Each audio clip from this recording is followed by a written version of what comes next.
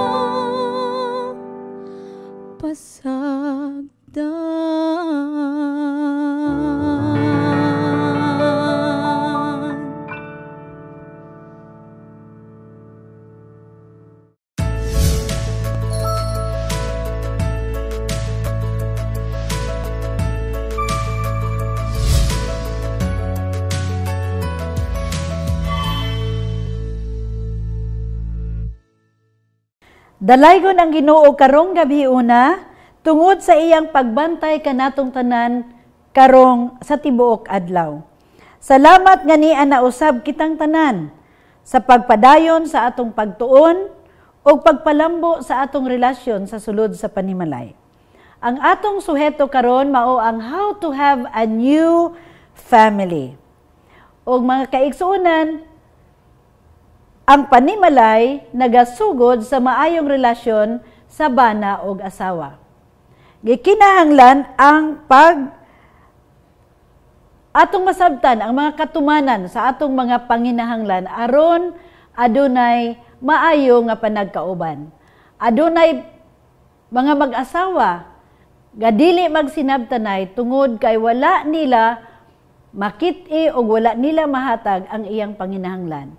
So, nagaingon din emotional need is a craving that when satisfied leaves us feeling happy and content. But when it's unsatisfied, people feel unhappy, frustrated, and disappointed.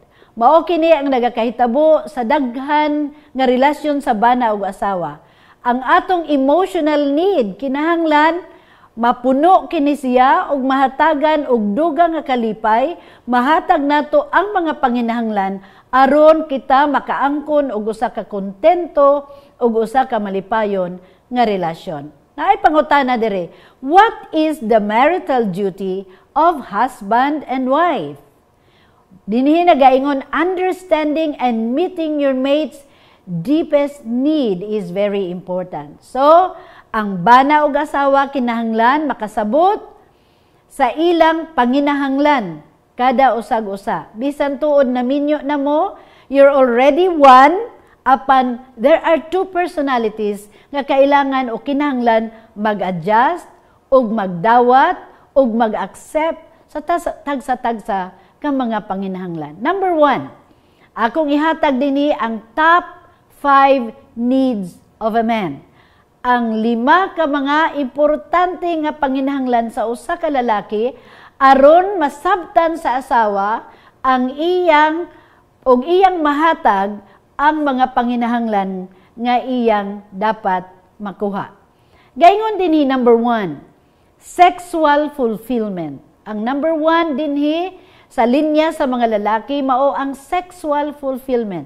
Kahibaw ko nga nakasabot kamo ni ana, importante kini kaayo kay kini gihatag sa Ginoo, iyang gialaw for men to experience tungod kay adunay dako nga katuyuan. Apan mao kani ang gusto nako ipahinumdom kaninyo nga ang sexual nga pagkinabuhi o relasyon sa banag usawa is for a what? It is for a sacred purpose. Gaingon din ni 1 Corinto 7:4, the wife's body does not belong to her alone, but also to her husband. Ang lawas kuno sa usa ka asawa dili lang para kaniya pero kini kinahanglan sad nga iya sad sa iyang bana. So ang imong lawas asawa is not only for you but it is also for your husband. That is biblical. So importante sa akong giingon ganina, the number 1 or need sa lalaki ganina is what? The sexual fulfillment. Mao ang sexual nga katumanan. Gaingon dinhi, what love making means to a man, it satisfies his sex drive. So kini nagahatag sa iya og kalipay sa dinha nga bahin sa iyang pagkalalaki. Ikaduha, it fulfills his manhood. Kung maayo ang relasyon ni ini nga bahin, mga kaigsuunan kani magahatag kaniya sa usa katumanan sa iyang pagkalalaki. Ikatulo, it enhances his love for his wife. Nagahatag kani og dugang nga paghigugma ngadto sa iyang asawa. Kamo nga mga banag o asawa, inyo nang nasabtan how it feels when it is satisfied. Ang ikaapat, it reduces friction in the home. Usahay mga kahigalaan, mga kaigsuunan, na ay mga dili pagsinabtanay dinha o kasagaran. Kuno kasagaran or dili man kasagaran, usahay kaning mga ginagmar o kaning dili pagkasinabtanay usahay nagagikan dinha sa dili maayo nga relasyon o sila wala malipay sa ilang sexual nga mga eksperyensya sa kinabuhi. So it reduces friction in the home. Hibawaan ninyo usahay ang bana init og ulo or ang asawa init og ulo. One reason, usa sa mga rason nganong kini nagakahitabo tungod ni ini. Ikalima, it provides life's most exciting experience. Exciting experience. Sama sa unsa, the most beautiful aspect of all this is that God created the experience from man to share only with his wife. So kaning butanga dili ni ihatag bisan kinsa pero kani para lamang sa iyang asawa. So nagaingon dire if he loves and cherishes her, the exciting and pleasurable experience of lovemaking will be shared several thousand times in their marriage. So alang sa mga babae, top 5 needs of woman. Number 1, affection. Affection means ang pagpalangga. Panginahanglan sa usa ka babae ang feeling nga siya ginapalangga bisan pa sa pagsugod sa pagpangulitaw. Ganahan misugot ming mga babae sa inyo mga lalaki tungod kay na feel namo nga kamo nakahatag sa amo sa inyong pagpalangga. Ang pagpalangga importante alang sa usa ka babae. It is act of love that is non-sexual. It is an expression of care. It symbolizes security. Kung kami feel namo palangga mi ninyo, we are secured, wa mi kahadlukan, we are protected, we have the comfort, and we are approved. 1 Corinthians 7:3, let the husband render to his wife the affection due to her or due her. Importante usab masabtan sa mga bana nga kinahanglan ihatag ang tanan nga pagpalangga ngadto sa ilang mga asawa. Physical touch sa unsang paagi, a gentle squeeze on your wife's shoulder. Ang inyong pag-squeeze o paghikap sa ilahang mga shoulder. What else? A simple hug, ang simple nga pagakos. Unsa pa, ang paghatag og mga text messages. And I love you note, and I love you unsa nga mga messages dinha sa ato nga mga cellphone. A bouquet of flowers, gahatag pa ba mog mga flowers karon? No? Base ang uban nakalimot na. Okay, holding her hand while walking. Kanang maggunitay mo. Sa una gunitay gyud, karon ang babae to as likod, ang babae mo, ang lalaki mo naguna. Make some phone calls. Importante sana nga magtawag-tawag ka. Oy darling, how are you? I love you. No, mga ingon anak nga mga pulong para sa amo ang magbabae nindot kaayo and we feel happy, we feel we are loved. Colossians 3:19, husbands, love your wives and never treat them harshly. Mga bana, palanggaon jud nato atong mga asawa, unya ato gyud silang tagdon, dili nato sila singkahan, dili nato sila pasakitan. Ikaduha nga panginahanglan sa mga lalaki. Bantayin ninyo ni mga asawa, recreational companionship. Ang inyong panaghugoy-hugoy nga duha, no? Inyong makitaan din sa picture ang mag-asawa nga nagunsa sila, nagbisiklita, nag-enjoy sila, recreational companionship. Ug ang bana gusto magduwa, magbasketball, siguro ang asawa to apa didto, magbantay ug mag-cheer or uban pa nga mga butang nga makapalipay sa iya, gikinahanglan si asawa nga makig-uban kang bana.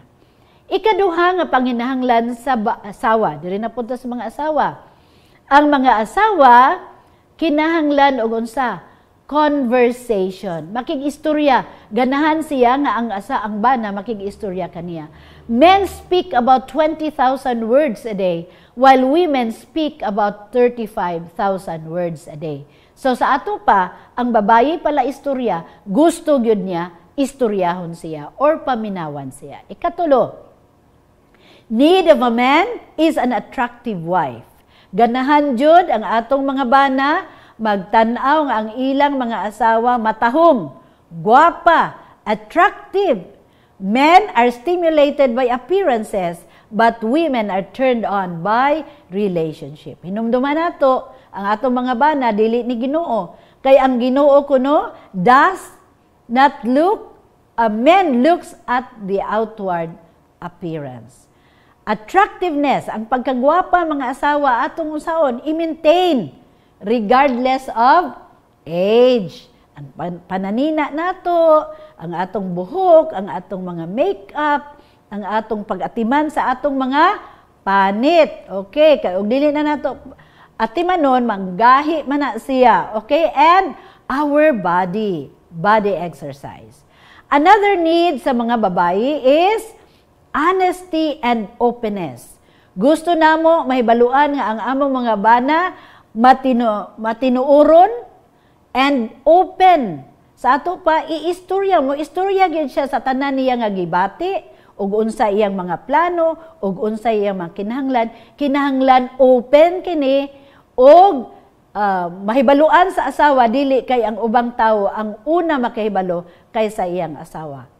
Another need of a man, niya na po sa lalaki, domestic support. Ang balaynon nga kinaiya sa usa ka babaye, kinahanglan sa usa ka bana.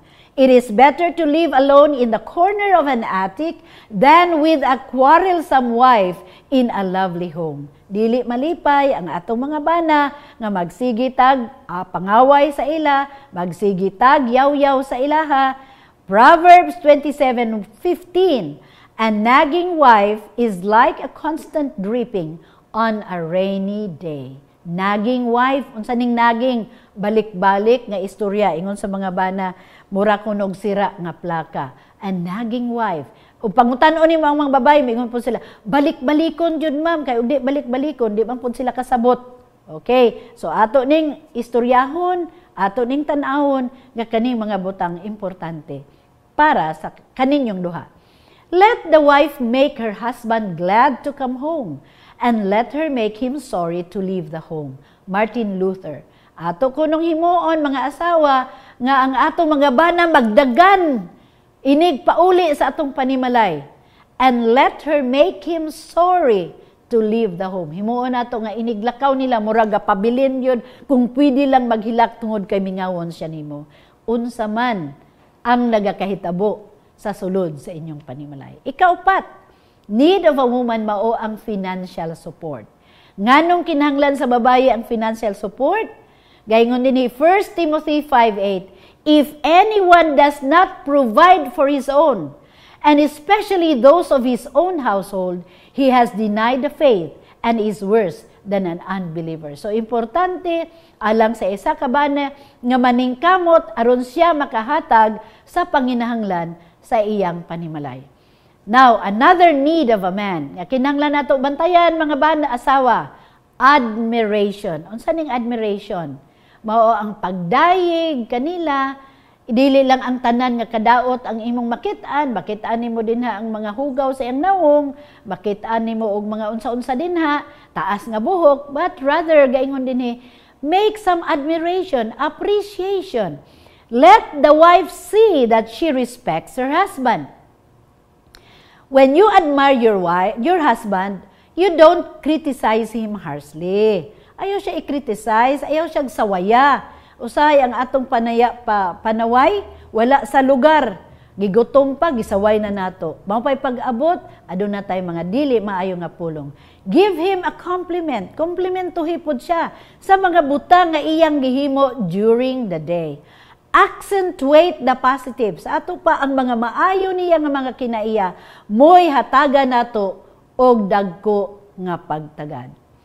Another need of a woman, para naman sa mga babae, atong bawion, commitment to the family. Importante nga makit-an ang inyong commitment ngadto sa inyong family. Pinaagi sa unsa mga bana. Family commitment is when makit-an sa asawa nga ang bana nagatabang or nagabulig sa responsibilidad sa pagtubo sa mga kabataan emotionally and spiritually. Kay usahay na maingon nga, Papa, pwede ba kunin mo matabangan, ani? Ay, ayaw lang. Ang imo homework dito lang kay mama. Oh, Papa, kinanglan ko og kwarta. Ay, ayaw lang dito lang kay mama. Usahay, we don't take that responsibility. Ato lamang ipalabi o palabon sa atong asawa. Or maybe dirirapod sa bana. Another one is teaching them norms and values. Importante nga si bana mo apil sad sa pagtudlo sa mga kinaiya, maayo nga mga butang, maayo nga mga values pamatasan ngadto sa ilang mga kabataan. Setting rules and regulation to be complied. Kung naatay himuon nga mga rules, naatay mga regulasyon nga ginahimo sa sulod sa panimalay, see to it, tatay, nga ikaw usab nagatabang or nagabulig sa pagtanaw nga kani nga mga rules, kani nga mga regulasyon, ginasunod, ginakomply sa atong mga kabataan. And fathers, do not provoke your children to anger, but bring them up in the discipline and instruction of the Lord. Mga tatay, ayaw hagita ang mga bata ngadto sa kasuko. Apan dadun sila sa maayong disiplina pinaagi sa pulong sa Ginoo. So atong hinumduman, top 5 needs of man: sexual fulfillment, recreational companionship, attractive wife, domestic support, o admiration. Alang sa mga babayi, affection, ang pagpalangga, conversation, honesty and openness, financial support, commitment to the family. I hope kaning mga butanga atong mahinumduman kada adlaw sa atong pagtinagdanay banag asawa. Gikinahanglan ang reciprocity. Reciprocity sa ato pa reciprocate. Balos-balos. Okay? Aron nga ma-maintain ang maayo nga relasyon. Ang ikaduha nga kinahanglan og intentionality. Tuyoon jud nato ang paghatag og maayong relasyon sa kada usag-usa aron ang kadasig, ang kainit sa gugma magapadayon sa sulod sa panimalay labi na gyud sa inyong duha. Importance of maintaining and repairing. Unsaon nato pag-repair kung adunay dili maayo og atong i-maintain ang maayo nga mga kinaiya aron nga ang atong panimalay will be harmonious. Mao kini kuno ang sikreto nga weapon of emotionally intelligent couples. So, gaingon dinhi naay isa ka babae nga nag-ingon, I have problems with my wife, my kids and my in-laws. We don't understand each other. We argue all day. Our home is a madhouse. I can't stand it anymore. Is there a solution to this madness? Naaba ko'y mahimo ni ining samok o gubot nga panimalay? Gusto na ako, aduna ako'y bag-o nga pamilya. But I don't want to get a divorce. Dili ko gusto nga magkabulag kami. I just want to have a new family. That's not always the best way. So mga kaigsunan ko nga mga membro sa panimalay, how can my family be restored? Kung kini nagakahitabo sa atong panimalay, pwede kani maoy ipangutana nato sa atong kaugalingon. Number 1, how can we restore? Atong intindihon or atong sabton nga we have all fallen short. Now, before we begin, we have to admit this. Ato ning dawaton. As it is written, Romans 3:10, Jeremiah 3:23, nagaingon, there is none righteous, no, not one. There is no perfect family because there are no perfect parents. Kay ang kasulatan nag-ingon, walay bisan kinsa nga matarong, wala bisan usa. Walay bisan kinsa nga nakasabot, walay bisan kinsa nga nagapangita sa Dios. Jeremiah 3:23. Makailis ba ang Ethiopianhon sa kaitom sa iyang panit? Kun makailis ba ang leopardo sa iyang mga kabang? Nan makabuhat ba usab kamo og maayo nga naanad sa pagbuhat og dautan? Pwede ba? Mahimo ba na nato? After trying out dozens of pairs of shoes na isa ka babae and not finding the right one, the lady stressed out the store manager who finally told her, Miss, if you're not perfect, how do you expect to find the perfect shoe? Sa ato pa, kung dili man gani ka perfecto, dili gyud ka mag-expect nga adunay perfecto nga shoes kay dugay kaayo siya nakapili. So, the preceding text reveals to us that nobody in your family, including you, not one of you is perfect. So, unsa may atong buhaton? Why can't we be perfect? Roma 8:7 kay ang kaaway sa Dios ang panghuna-una nga alang sa unod. Kini nagadumili sa pagpailalom sa kasuguan sa Dios sa pagkatinuo, dili kini mahimo sa pagpailalom niini. Kung kita kanunay nagapanghuna-huna sa mga earthly nga mga butang, unod-nun nga mga butang, kini nagadumili sa ato sa pagpailalom sa kasuguan sa Ginoo, o kita dili andam sa pagtuon or pagbag-o. Faced with this reality, what do we need? Unsay atong gikinahanglan kung kini nagakahitabo kanato? Ayaw ikahibulong nga ako nag-ingon kanimo nga kinahanglan magpakatawo kamo pag-usab. Juan 3:10. Okay? So, gayon diri, a poor man could choose to dress up like a monarch, but he will remain a poor man. Bisag unsaon pa nimo magmura kag monarch, but kung ikaw pobre, you will remain a poor man. Similarly, a sinner can try to change his exterior behavior. Ang usa ka makasasala, ma-change niya ang exterior nga kinaiya to the point that he can be as morally refined as Saul of Tarsus, or be like Nicodemus, a teacher from Israel, but unless he is born again, he cannot see the kingdom of God. Mauni silang mga tawhana ang adunay mga pagbag-o sa ilang kinabuhi dinha sa Biblia. How to start over? Unsaon nato pag-start over? Sa nato pagbag-o? Si Ginoong Hesus naghatag og duha ka paagi of how we can be born again. Juan 3:1. May usa ka pangulo sa mga Hudiyo nga ginganlan si Nicodemo, nga usa ka sakop sa pundok sa mga Parisiyo. Usa ka gabi iniana, miadto siya kang Hesus, niingon siya, Rabay, nasayod kami nga ikaw usa ka magtutudlo nga pinadala sa Dios. Walay tawo nga makahimo sa mga milagro nga imong gipamuhat, gawas, kun ang Dios mag-uban kaniya. Juan 3:4, unsaon man pagpakatawo pag-usab sa usa ka tawo nga tigulang na. Makasulod pa ba di ay siya sa tiyan sa iyang inahan? Aron magpakatawo pag-usab, nangutana si Nicodemo. Juan 3:5 nagaingon, si Jesus mutubag kaniya. Sultian ko ikaw, walay makasulod sa gingharian sa Dios, gawas kun matawo siya pinaagi sa tubig sa Espiritu.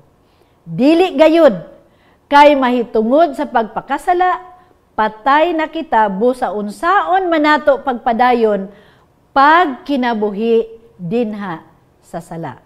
Roma 6:3 nagaingon, nasayod kamo nga sa pagbunyag kanato nahiusa kita kang Kristo Jesus, busa nahiusa kita sa iyang kamatayon.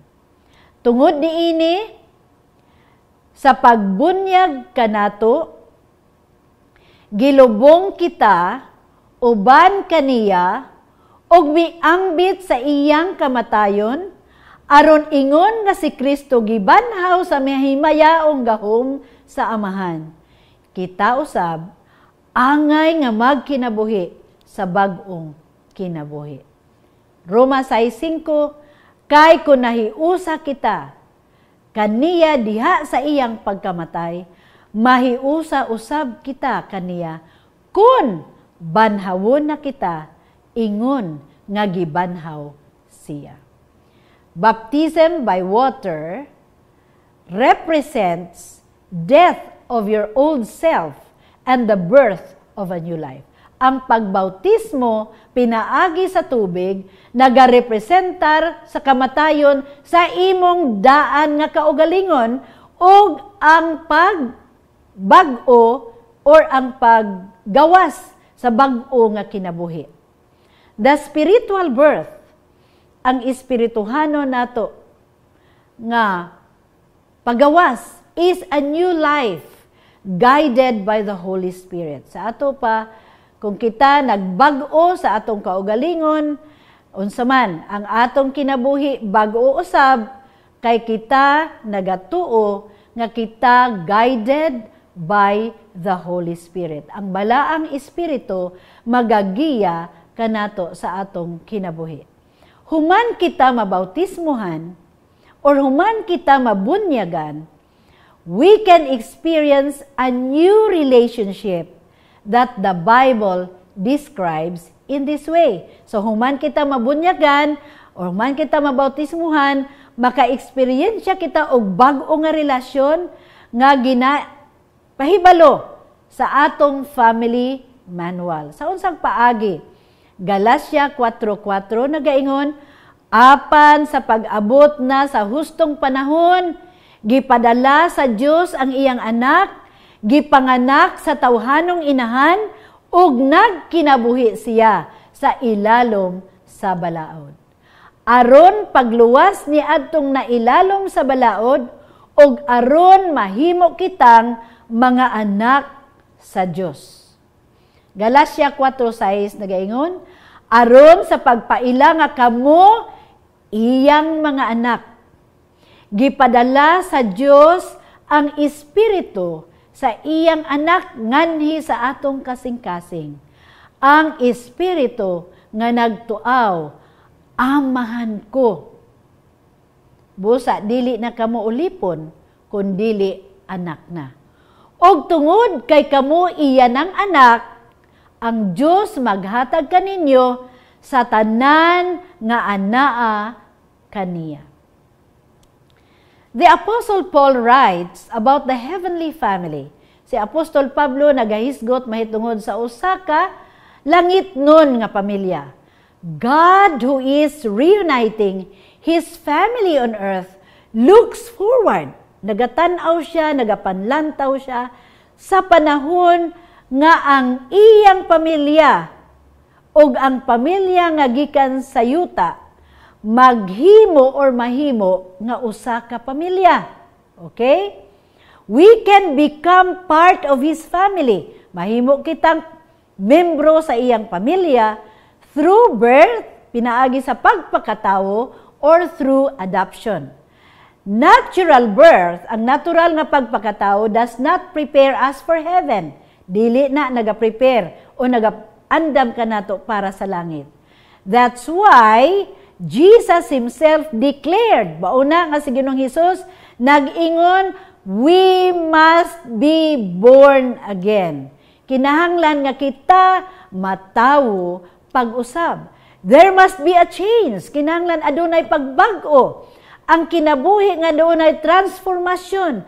Adunay pagbag-o nga nagapakita sa kinaiya o mga pamatasan sa mga membro sa panimalay sa langit.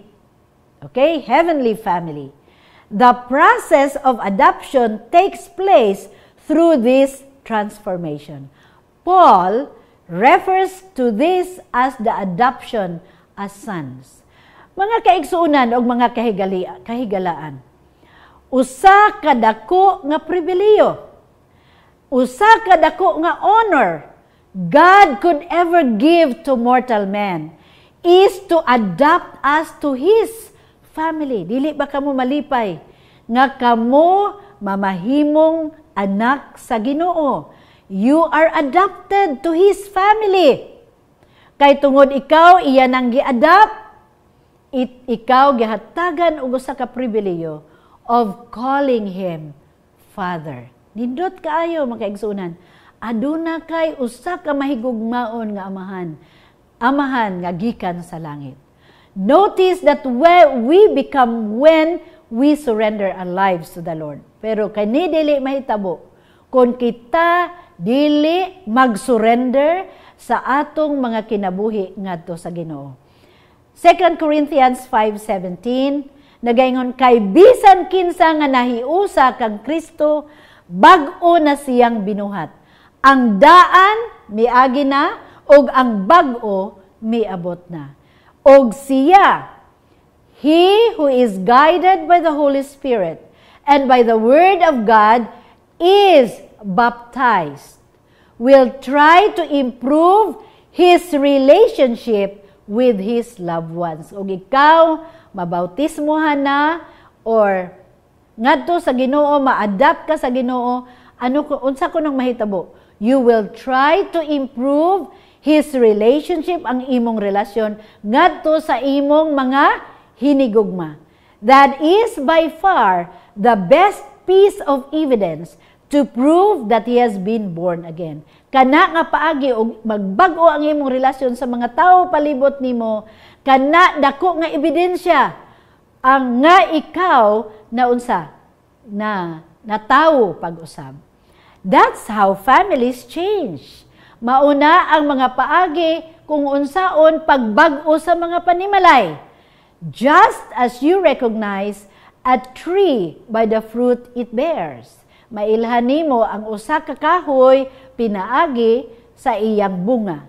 He who is born again will give evidence of this through his fruit. Mauna, kasagaran, kung asa gani ang bata ni gikan, og unsa ang bata, mausan na ang ginikanan. Baka ilata nga kani sila mga anak ni kuan, kay ngano man makit-an sa ila, pinaagi sa ilang mga kinaiya. Galatians 5:22. Apan ang Espiritu naghatag sa unsa? Gugma, kalipay, kalinaw, pailob, kaluoy, kaayo, pagka maminatudon. Kani nga mga kinaiya, makit-an dinha kung kita magausab ug magsunod sa Ginoo. Pagka mapainobsanon, lisod ka ining pagka mapainobsanon kay ngano, kasagaran ganahan nato kita pirmi ang labaw. Og pagka mapinugnanon sa kaugalingon, kamusta man ang atong mga kinaiya, mga kahigalaan o mga kaigsuunan. Kamusta man ikaw tatay, kamusta man ikaw nanay, kamusta man ikaw mami, kamusta man ikaw daddy, ikaw ba adunay may pagka pinugnanon nga kaugalingon or kinaiya. Kining mga butanga wala mahisupak sa bisan unsang balaod. Gilansang na diha sa cross sa mga tao nga iya na ni Kristo ang mga tawhanong kailibgon og mga lawasnong pangandoy. Kana kung ikaw nabautismuhan or natawo pag-usab dinha sa Ginoo. So it is important to emphasize that the word fruit is in singular. The 9 virtues presented here are like 9 grapes in a cluster or the wedges in an orange. Also notice this. 1 Juan 3:9, dili na magpakasala ang nahimo ng anak sa Dios, kay ang kinaiya sa Dios anaa naman kaniya. Dili na siya magpakasala tungod kay ang Dios iya namang amahan. God's presence. Ang presensya sa Ginoo mao ang dako nga unsa? Taming. Aron kita maproteksyonan against sa mga pagsulay sa kinabuhi. If you look around, mga bata noon, daghan kaing tentasyon, mga tatay, daghan, mga bana, mga asawa, adunay tentasyon nga daghan kayo kung kita maglingi-lingi palibot nato. There's nothing better to help us than to feel God's presence in our lives. Aron kini malikayan, atong hunahon nga ang atong kinabuhi mabantayan kung si Ginoong Hesus naa sa sulod sa atong mga kasing-kasing. He who is born of Christ, he who is born of God, has Christ in his heart and cannot sin. Nganong din ka makasala, tungod kay si Kristo naa kanunay kanimo. So apan kadtong midawat og misalig kaniya, gihatagan niya sa katungod nga mahimong anak sa Dios. Nahimo silang mga anak sa Dios dili sa tawanong paagi o pagbuot. Ang Dios mismo mao ang naghimo kanila iyang mga anak. So if we have to become part of God's family, it is because our nature isn't according to God's original design. Sin, ang sala, maoy nakaguba sa atong mga kinaiya. But if we accept salvation instead of death, then we can receive eternal life once again. However, it's not just type of baptism. Let us remember how Jesus was baptized. Dito sila sa Galilea, miadto si Jesus sa Jordan, aron magpabunyag kang Juan. Dili unta magpabunyag kaniya si Juan, nga miingon, ako ang angay nimong bunyagan, apan nganong ako naman hinuon ang mubunyag kanimo. Apan gitubag si Jesus, pasagdi lang nga mahitabo kini, kay niining paagi makatuan kita sa tanan nga gisugo sa Dios. Human gayud sa pagbunyag kang Jesus, mikawa sila sa tubig, unya naabli ang langit, ug nakita niya ang Espiritu sa Dios nga may paubos daw sa lampati ug mitugdon kaniya. Kini mao ang pinangga kong anak nga nakalipay kanako. So mga kaigsuunan, here are some points we need to highlight. Jesus wasn't a baby, but a 30-year-old man. Atong panahon na si Ginoong Jesus dili baby. 30 anyos na siya sa panahon nga siya nabautismahan. He who had no sin set an example for us to follow. Siya nga walay sala mo'y naghatag sa ato og ehemplo. Baptism means to immerse. To someone who gives his consent. It means to bury the past and to start again. Sa ato pa, atong ilubong, pinaagi sa tubig o ikaw magasugod usab sa imong kinabuhi. So, baptism for the entire family, nagaingon, usa ni adtong namati kanamo, mao si Lydia nga taga Thyatira, nga namaligyag panapton, unsay nahitabo, mahadlukon siya sa Dios, ug ang Ginoo nag-abli sa iyang kasing-kasing aron sa pagdawat sa mensahe ni Pablo. Gibunyagan siya, ug ang tibuok niyang panimalay, unya iya kaming gidapit. Diri kamo abot sa akong balay, kay kung giisip ninyo nga ako ang tinuod nga magtutuo sa Ginoo, ug wala gayod siya pabalibad. Saligi ang Ginoong Hesus, ug maluwas ka, lakip ang imong panimalay. Niadtong panahona, usa ka istorya usab si Pablo ug si Silas sa iyang balay, gipadala, iyang gipakaon sila, nalipay siya ug ang iyang panimalay kay siya mituon naman sa Ginoo. Sa pagkabuntag, ang mga maghuhukom nga Romanho nagsugo sa mga opisyal sa kapulisan nga buhian si Pablo ug si Silas.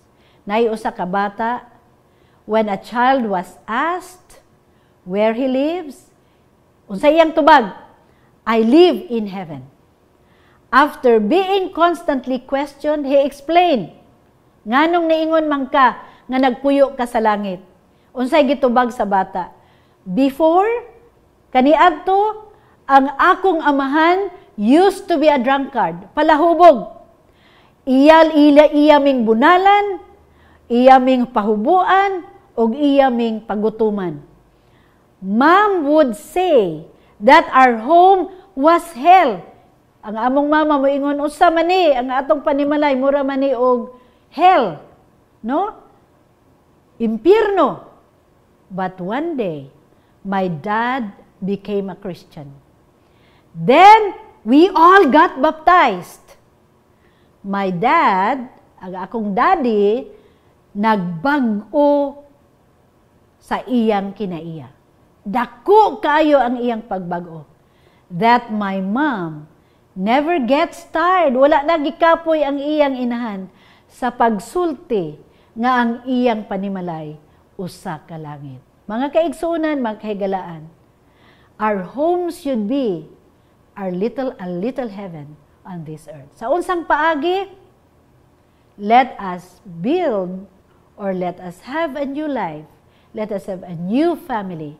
Pinaagi sa pagdawat, pinaagi sa pagbautismo, pagbunyag o pagdawat kag Ginoong Hesus kay pinaagi niini kamo makaangkon og bag-o nga pamilya og kini nga pamilya mo'y atong pagadadon ngadto sa langitnon nga puloy-anan. Ang Ginoo magapanalangin kanatong tanan karong gabiuna samtang kita nagapamalandong nga ang atong mga panimalay kinahanglan nato mabag-o ug kitang tanan magmalipayon panagkauban sa atong mga membro sa panimalay. Yes, tonight, thank you for listening, and it is my hope nga kining atong pagtuon magahatag kanato sa dugang nga pagbago sa atong mga panimalay. God bless you and good night. Amen. We praise the Lord for the powerful message from His servant this evening. Exactly, kapaglaom Joy. Pagkaanindot pamalandungon, mga kapaglaom kung aduna kamoy na miss ni ini nga series, mamahimo ninyong matanaw ang nagunang mga presentasyon dinhi gihapon sa atong Facebook page o YouTube channel. Ugma sa gabi atong pagahisgutan ang nindot kaayo nga presentasyon nga naguluhan How to Keep Your Family Together. Yes, and you may also send in your prayer requests sa atong comment section and sa atong hotline numbers nga inyong makita dinha sa inyong screens. Gusto sab namo kining basahon alang sa atong mga tigpaminaw sa radyo alang sa Globe and TM 0916-361-3777. Akong pag-usbon 0916-361-3777. O alang sa atong smart users, you may reach us through 0961-811-3777. Again, 0961-811-3777. Daghan kaayong salamat mga kapaglaom sa inyong pagpaminaw. Sa sunod na sab nga gabi mag-uban na pud ta dinhi sa atong programa alang sa pamilya. Let us find hope for our families in Christ, mga kapaglaom. Sa makausap pa, maayong gabi!